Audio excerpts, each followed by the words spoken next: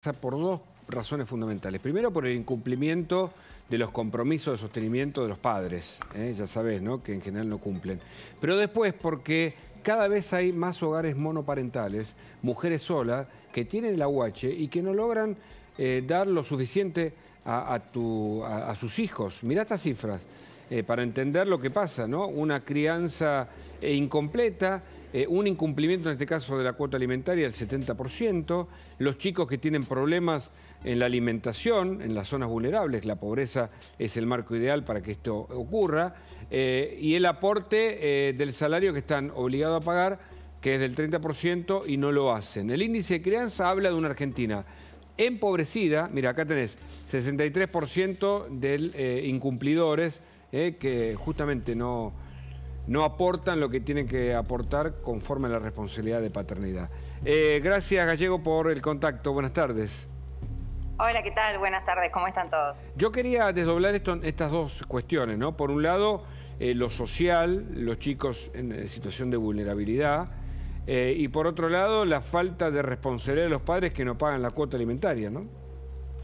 Y es tal cual lo planteás. Si no dividimos los temas, mezclamos todo. Por eso. Y la verdad es que no se entiende el índice de crianza cómo podría beneficiar a lo que es el incumplimiento alimentario. Y el principio es eso, desdoblar.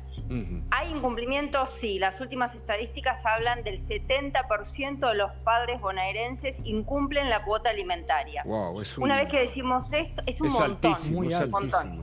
O sea, 7 de cada 10 no cumplen. Padres que no cumplen. Exactamente, exactamente. Entonces después, una vez que entendés esto, hay que ir al por qué. Porque las estadísticas hablan de que muchos padres, de hecho vos recién lo decías, hay un estudio de la Universidad de Buenos Aires que habla de que el 63% de los que no cumplen no tienen contacto con sus hijos. Con lo cual hay una problemática también comunicacional entre esta familia monoparental, este hogar monoparental, y el padre no conviviente que no ve a sus hijos, y ese es uno de los motivos por los que no cumple la cuota. Pero también hay un motivo económico, social. Cuando se separa una familia y hay un único ingreso, el papá se va, muchas veces deja la vivienda para que viva ahí su mujer y sus hijos, y cuando se va, con su único ingreso, tiene que pasar a mantener dos familias, porque él también tiene que alquilar, él tiene que comer, él tiene que pagar sus gastos y además seguir manteniendo el hogar donde residen sus hijos. Claramente no alcanza el 30% del aporte que habitualmente la jurisprudencia establece para el padre no conviviente. Eso es más que claro. Ahora, sí. No, termina, por favor. No, digo, ahora, 30% no alcanza, 40, 50, 80% y el hombre de qué vive. Entonces, es mucho más grave el problema, sino que hay un problema de fondo, que es que hay mucho padre que gana plata en negro y que cuando se le va a embargar el 30, el 40, o sea, hay mucha plata que no está registrada y por eso no se puede embargar. ¿Me explico? Claro, ese es uno de los tantos problemas. Es la Argentina informal, ¿no? La delatamos con alambre. Como hay trabajo informal, hay sueldo informal o en negro, porque son altos los costos de los impuestos laborales, entre otras razones, y por supuesto por la irresponsabilidad también, y por la pobreza, ¿no?, que hace que una mujer que trabaja y tiene el doble empleo de además ser generalmente la jefa del hogar y cuidar a los hijos más tiempo que los hombres, sobre todo en la etapa de la lactancia, en los primeros años, tenga que recibir salarios que no le alcanza para sostener la alimentación de los chicos. Ahora, en los tribunales, usted como abogada o vos como abogada, ¿este índice de crianza es útil, ayuda, revela? A ver, sí. Primero que todavía no se estableció, los abogados, jueces, todavía no hemos tenido acceso a cómo se va a implementar. Entiendo que lo que intentan hacer con un índice de crianza es establecer un promedio de los gastos y necesidades de cualquier niño. Pero ¿qué pasa? Eso también es muy difícil de llevar a la práctica. Primero porque no todos los hogares tienen los mismos ingresos, ni todos los niños tienen las mismas necesidades, sí las básicas. Pero en la niñez no se cubren solo las básicas, como los alimentos de personas adultas. Los niños necesitan recreación, vestimenta, necesitan el mantenimiento del nivel de vida anterior a la separación, y eso es lo que generalmente no alcanza. Y el rol de la mamá, que fue reconocido en el Código, y esto hay que decirlo, en la reforma del Código Civil se agregó un artículo en donde se establece que aquel de los dos progenitores, que por lo general es la madre, se ocupa del cuidado, debe y puede aportar menos, porque su tiempo es un aporte económico. Por supuesto. Y esto es muy importante, y bueno, y cuesta mucho, vuelvo a decir, cuesta mucho que se logre ejecutar, que se logre embargar, que se logre que un padre que gana plata en negro, o también aquel padre que no gana lo suficiente, porque hay que decir que si un salario promedio es de 120, 150 mil pesos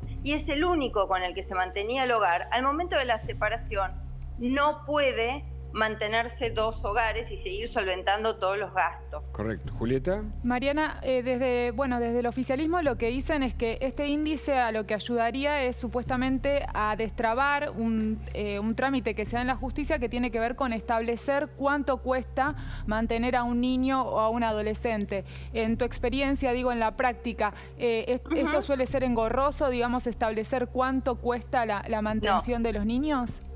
Yo siempre digo lo mismo, obviamente que los padres discuten cuánto, pero yo me siento con la mamá, completamos una planilla con 5 rubros fundamentales, que todas las mamás lo conocen: salud, educación, vivienda, alimentación propiamente dicha y recreación, en donde incluimos también la vestimenta. Toda mamá sabe, toda mamá que cuida, y también algunos papás que comparten el cuidado, saben en qué consisten. Y cada casa es distinto, y la cuota alimentaria no se puede fijar en base a una regla básica como si fuese una canasta alimentaria, porque los alimentos justamente se establecen, y lo dice nuestro código, en base a la necesidad de esos niños y a la capacidad de esos padres. Entonces, claramente que aunque todos tengan las mismas necesidades básicas, si es lo que el gobierno pretende hacer, poner un monto de gasto básico, después en tribunales cada mamá lo va a modificar a las necesidades de sus propios hijos, claro, que pueden ser más altos que ese índice de crianza. Gastón. Mariana, ¿cuánto tarda en resolverse un litigio por un problema de cuota alimentaria?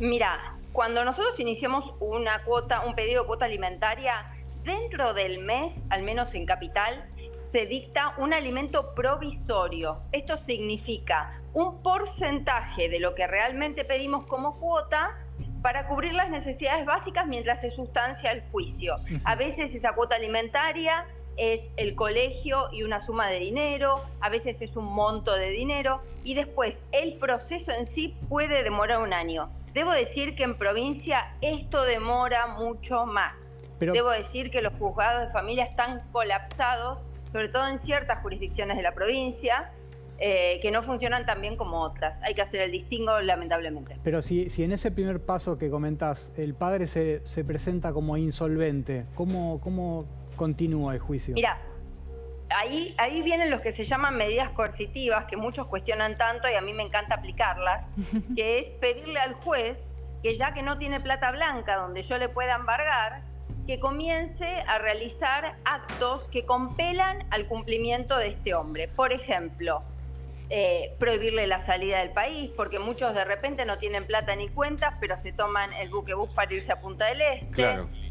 No renovarle el registro, no permitirle el acceso al club al que van o donde tienen registrado su hándicap, ese tipo de cosas coercitivas. Por lo general los padres no es que se presentan y dicen soy insolvente, porque nadie se anima a eso, porque de algo vive él y le pone la nafta a su auto, ¿no? Pero sí suelen decir que la mamá pide mucha más plata de lo que el niño necesita.